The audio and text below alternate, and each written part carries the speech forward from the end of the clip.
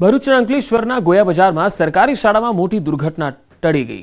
મુખ્ય શાળા નંબર 1માં મધ્યાહન ભોજન બનાવતા સમયે ગેસ સિલિન્ડર લીક થતા આગ ફાટી નીકળી। શાળામાં આગ ફાટી નીકળતા દોડધામ મચી ગઈ।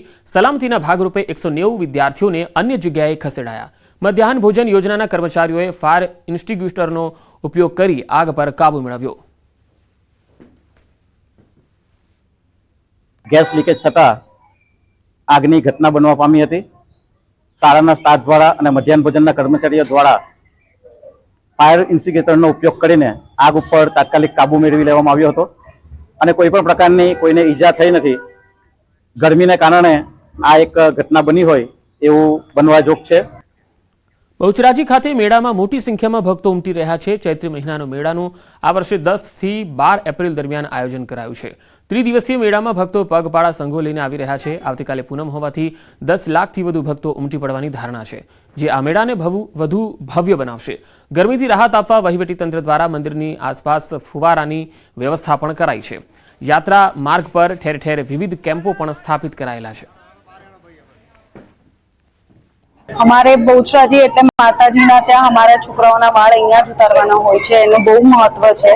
અમારે બીજે ક્યાંય એના વાળ નથી ઉતરવાતા। 15-20 નીકળે ત્યાં પછી ધારો કે કડી આવ્યું, કડીથી અમે લોકો 25 જણા થયા, 25 થી પછી અમે 30 જણા થયા, 30 થી અમે 300 જણાનું ટોળું થઈ ગયું। 300 માંથી 400 થયા, 400 માંથી અત્યારે 500 થઈ ગયા। અમારો વર્ગરો અહીંયા માતાજીના મંદિરે પહોંચી ગયા। કાલે પૂનમના દિવસે અમારે ધજા ચડાવવાની છે। મારી 15 થી 30 ગણી ધજા છે। मारी बहुचरमानी धजा है। पुणे से आए हैं बहुचरा माता के दर्शन करने को। हमारी पूरी फैमिली आई है। बहुत हमारे बच्चों का मुंडन करवाने को, तो अच्छा लग रहा है। बहुत गर्मी बहुत है, लेकिन वो जो फाउंटेन का वगैरह वो बहुत अच्छा किया हुआ है।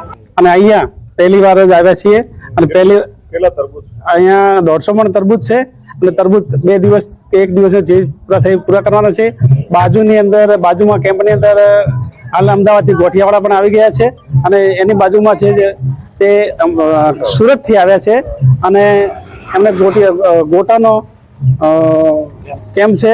માતાજીના દર્શનાર્થે આવ્યા હતા અને ચૈત્ર મહિનો ચાલે છે એટલે માતાજીના દર્શનાર્થે હું અવારનવાર આવતો રહેતો હોઉં છું અને માતાજીની અસીમ કૃપા છે અને માતાજીના આશીર્વાદથી ઘણી વખત આવવાનું થતું હોય છે। અહીંયા બહુ જ સરસ છે। એનું અહીંયા જે એ લોકો જે વ્યવસ્થા કરી છે એ બહુ જ સરસ રીતે વ્યવસ્થા કરી છે। કોઈને કોઈ તકલીફ નહીં। આટલી ગરમીમાં પણ બધા શાંતિથી દર્શન કરી શકે છે। આ ઝાડની નીચે જે તમને જ્યોત દેખાય છે એ જ્યોતના સ્થાને માતાજીનું અંગ પડેલું, એટલે જ્યોતનું પણ એટલું જ મહત્વ છે। બરોબર, એ અંગ પડ્યું ત્યારથી આ વરખડીનું ઝાડ આ રીતે ખીલેલું જ રહે છે। આ કોઈ દર સુકાતું નથી કે આને પનખર ઋતુમાં પણ કઈ તકલીફ થતી નથી। લાખોની સંખ્યામાં શ્રદ્ધાળુઓ આવે છે અને આ મેળામાં શ્રદ્ધાળુઓને સારામાં સારો સુવિધા મળી રહે એ માટે થઈને ગરમીથી રક્ષણ મળે એ માટે મંડપની વ્યવસ્થા કરવામાં આવી છે। તેમને જે સ્પ્રિંકલર સિસ્ટમની વ્યવસ્થા કરવામાં આવી છે। ઉપરાંત યાત્રિકોની સુરક્ષા માટે પૂરતો પોલીસ બંદોબસ્ત ગોઠવવામાં આવ્યો છે। ગાંધીનગરમાં હાટકેશ યાત્રાનું આયોજન કરાયું। વિસનગર રાવલ ચેરિટેબલ ટ્રસ્ટના ઉપક્રમે આયોજન થયું। 1000થી વધારે લોકો આ યાત્રામાં જોડાયા। સેક્ટર 22 થી શરૂ થયેલી યાત્રા શહેરભરમાં ફરી।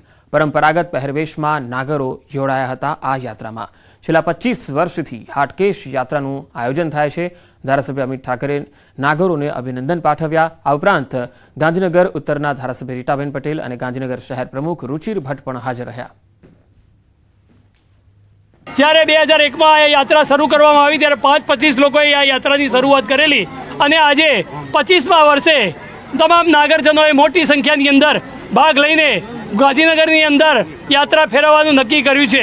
અમારી યાત્રામાં ઓછામાં ઓછા 500 થી 1000 લોકો તો અહીંયા યાત્રામાં જ જોડાયા છે અને રાત્રે ભવ્યાથી ભવ્ય લોક ડાયરાનું આયોજન કર્યું છે। એ સમાજની અંદર જાગૃતિ આવે, સમાજની એકતા વધે એના માટે હાટકેશ દાદાની યાત્રા નીકાળતા હોય છે। આ રજત જયંતિ વર્ષ નિમિત્તે આજે ગાંધીનગરમાં જે યાત્રા ફરવાની છે, અવશ્ય એ સમાજની અંદર અન્ય બીજા બધા સમાજ માટે કેવી રીતે ઉપયોગી થઈ શકાય। આવતીકાલે હનુમાન જયંતિ છે અને એ પહેલા સાળંગપુર હનુમાન મંદિરમાં વિશેષ શણગાર કરાયો, જેમાં 200 કિલો સેવંતીના મિક્સ ફૂલ, 1008 કિલો પુષ્પોથી કષ્ટભંજન દેવને પુષ્પવર્ષા અને 1008 કિલો સુખડીનો ભોગ ધરાવાયો. આ સાથે 1008 મંત્રોચ્ચારથી દાદાનું ભવ્ય પૂજન કરાયું. સવારે 5:45 કલાકે શણગાર આરતી થઈ. દાદાના સિંહાસને આજે સેવંતીના રંગબેરંગી ફૂલનો શણગાર કરાયો. અમરનાથ યાત્રાએ જવા માટે ફિટનેસ સર્ટિની કામગીરીનો પ્રારંભ સુરત સિવિલ અને પાલિકા સંચાલિત હોસ્પિટલમાં શરૂ થઈ. ફિટનેસ સર્ટિફિકેટ માટેની કામગીરી 13 વર્ષથી નાના અને 70 વર્ષથી વધુ ઉંમરના વ્યક્તિઓ તથા ગર્ભવતી મહિલાને સર્ટિફિકેટ ઇસ્યુ નહીં કરાય. બાયપાસ સર્જરી કે સ્ટેન્ડ મુકાયેલા વ્યક્તિઓને પણ મેડિકલ ફિટનેસ સર્ટિફિકેટ આપવામાં નહીં આવે. ગત વર્ષે 4100થી વધુ યાત્રાળુઓએ મેડિકલ ફિટનેસ સર્ટિફિકેટ કઢાવેલા હતા. નવી સિવિલ હોસ્પિટલ કેમ્પસમાં જૂના MICUમાં ફિટનેસ સર્ટિફિકેટ આપવાનું શરૂ આજથી થયું છે. સ્મીમેર હોસ્પિટલ ખાતે મલ્ટીલેવલ પાર્કિંગના ગ્રાઉન્ડ ફ્લોર પર સર્ટિફિકેટની કામગીરી હાથ ધરાઈ. તમામ જરૂરી તપાસ અને સર્ટિફિકેટ વિનામૂલ્યે આપવામાં આવશે. સામાન્ય પ્રકારના રિપોર્ટ કરવામાં આવે છે, પેશાબના રિપોર્ટ કરવામાં આવે છે, તેમજ જો ઉંમર 45 કરતાં વધારે હોય તો સરકારની ગાઈડલાઈન મુજબ તેના ECG કાઢવામાં આવે છે અને જરૂર પડે તો મેડિસિનના ડૉક્ટરની પણ તપાસ કરાવવામાં આવે છે. અંગદાન એ જ મહાદાનને હવે લોકો ધીરે ધીરે સમજી રહ્યા છે. લોકોને અંગદાન માટે પ્રોત્સાહિત કરવા સ્ટેચ્યુ ઓફ યુનિટી ખાતે પ્રદર્શન થયું. સ્ટેચ્યુ ઓફ યુનિટી ખાતે સુરત નવી સિવિલ હોસ્પિટલની ટીમ દ્વારા અંગદાન જાગૃતિનો સંદેશ અપાયો. 351 મીટર લાંબી સાડી તેમજ પોસ્ટરો, પ્લેકાર્ડ્સ અને બેનરો સાથે પ્રવાસીઓને જાગૃત કરાયા. કાર્યક્રમ દ્વારા નર્સિંગ એસોસિએશને પણ અનોખી આ પહેલ કરી હતી. જનજાગૃતિ અભિયાન અમે કરી રહ્યા છીએ કે બ્રેન ડેથના કિસ્સા લાવે એ માટે અમારો ધ્યેય હોય છે. ગામ ગામ સુધી, ઘર ઘર સુધી આ એક જન આંદોલન બને અને જ્યારે મૃત બ્રેન ડેથ હોય તે સજીવન તો થવાનો નથી. એવા કિસ્સામાં પરિવારજનો જો અંગદાનનો નિર્ણય લે તો કોઈને લીવર, કોઈને કિડની, કોઈને હૃદય, હાથ અનેક અંગો પ્રાપ્ત થઈ શકે છે અને જેનાથી જેને જરૂરિયાતમંદ દર્દી છે એને મદદરૂપ થઈ શકે છે.